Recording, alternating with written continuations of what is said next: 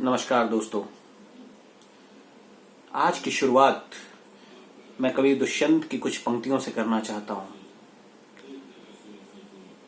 रह गई है पीर पर्वत सी पिघलनी चाहिए, इस हिमालय से कोई गंगा निकलनी चाहिए।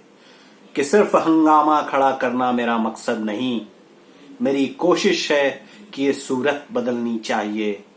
मेरे सीने में नहीं तो तेरे सीने में सही, हो कहीं भी आग लेकिन आग जलनी चाहिए, आग जलनी चाहिए। मगर आज ये आग मेरे और तेरे नहीं, हर किसी के सीने में जलनी चाहिए। कितनी अजीब बात है ना। एक अदना सा विषाणु जो कि नंगी आंखों से दिखता भी नहीं, जिसमें सोचने समझने की क्षमता तक नहीं, उसने अपनी एक चेन बना ली है और आज वो पूरे विश्व भर में फैल गया और दुनिया की बड़ी बड़ी महाशक्तियां उसके आतंक का लोहा मान रही हैं। और हम इंसान, जिन्हें अपने इंसान होने का गर्व है, जो खुद को बुद्धिजीवी कहते हैं और जो दम भरते हैं अपनी काबिलियत का, वो एक सही सोच की चेन नहीं बना पा रहे हैं। हर आए दिन कोई ऐरा गैरा आता है और उस चेन में, उस सोच में एक सेंध मारकर चला जाता है और छोड़ जाता है एक सवाल कि जिम्मेदार कौन? मरकज का मौलाना या पेट की भूख, प्रशासन की कमजोरी या लोगों की मजबूरी, मरने का डर या मौत का मंजर। हालात बहुत गंभीर है और मेरी तो समझ में ये नहीं आ रहा कि मरघट पे अश्रु बहाऊं या चीखूं चिल्लाऊं। कौन सुनेगा मुझको? किस किस को समझाऊं? किस किस को समझाऊं? हाँ दोस्तों, मेरे जैसे लोगों की औकात ही क्या है। मेरी आवाज तो इस विशाल वायुमंडल में कहीं खो सी जाती है। परंतु जब देश का मुखिया हर आए दिन आकर हमें यह समझाता है कि अगर सुरक्षित रहना है तो घर में रहो, अपनों का ख्याल रखो, कोरोना योद्धाओं का सम्मान करो, अनुशासन का पालन करो, तो क्या उसकी भी आवाज हर एक इंसान तक नहीं पहुंच पा रही? क्या हर कोई उसे नहीं सुन पा रहा? यह सोशल नेटवर्किंग का जमाना है और आज के इस हालात में यह शक्ति और भी सशक्त हो चुकी है। और जब भी मैं कोई साइट स्क्रॉल करता हूं तो उसमें 10 में से 9 पोस्ट कोरोना के बारे में रहते हैं और उन 9 में से 8 सिर्फ यही बताते हैं कि घर में रहो, सुरक्षित रहो। आज बड़े बड़े नेता, अभिनेता, क्रिकेटर, डायरेक्टर्स, डॉक्टर और अन्य खिलाड़ी और भी ऐसे बहुत सारे बड़े बड़े लोग हैं जिनके वीडियोस आते रहते हैं और वो अपने वीडियो के माध्यम से हमें जागरूक करने की कोशिश करते रहते हैं। तो क्या उनकी भी आवाज हर किसी तक नहीं पहुंच पा रही है? और यदि पहुंच रही है तो क्या लोग उसे समझ नहीं पा रहे हैं? और यदि समझ रहे हैं तो कोई भी गलत कदम उठाने से पहले सोचते क्यों नहीं? ये क्यों नहीं सोचते कि उनका उठाया हुआ एक गलत कदम पूरे देश की जिंदगी को दांव पर लगा सकता है? क्यों नहीं सोचते हैं? और फिर वही सवाल छूट जाता है कि जिम्मेदार कौन? फिर होता है पोस्टमार्टम, इंक्वायरी बैठती है, सजा मुकर्रर की जाती है। पर क्या इतना वक्त है आपके पास?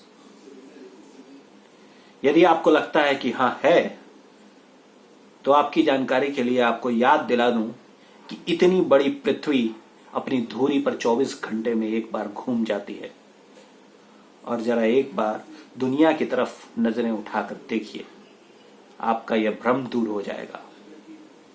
कुछ भी समय नहीं लगेगा इस भूमि को शमशान बनने में। और यदि आप विश्वास करते हैं कि समय नहीं है, तो अपनी आवाज को एक ताकत दीजिए।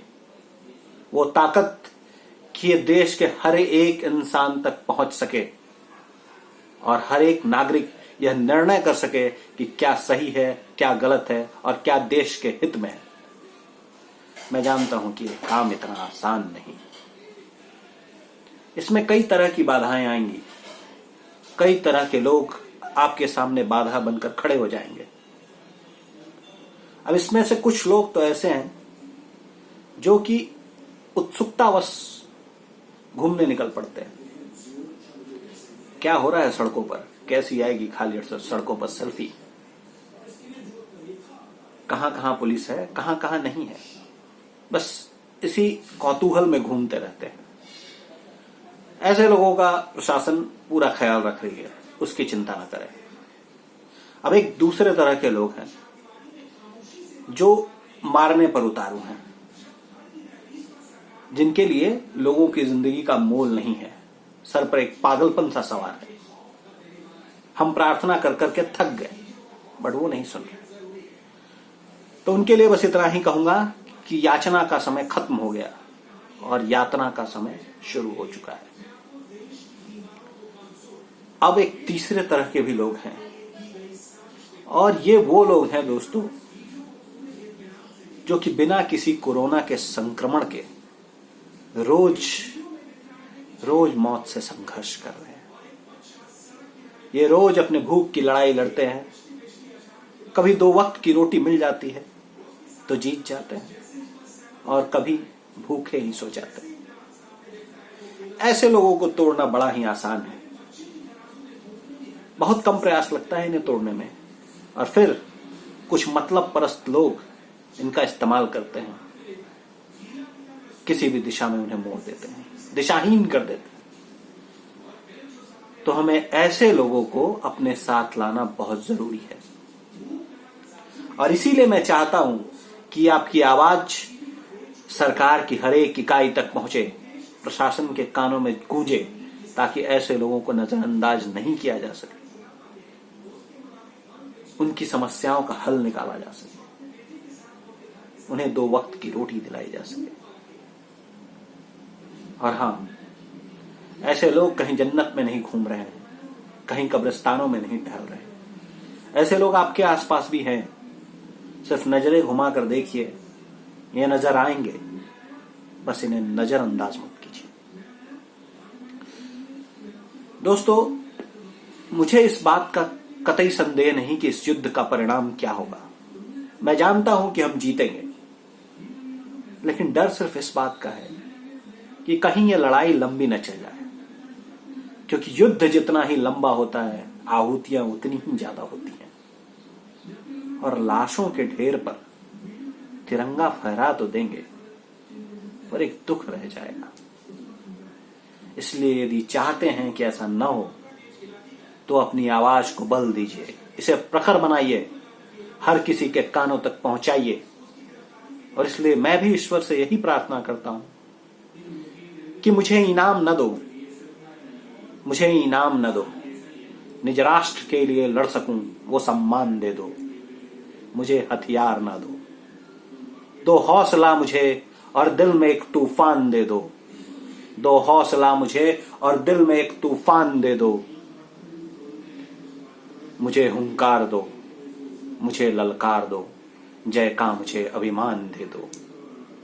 मुझे तुम नाम न दो, मगर मेरी आवाज को पहचान दे दो, पहचान दे दो। धन्यवाद।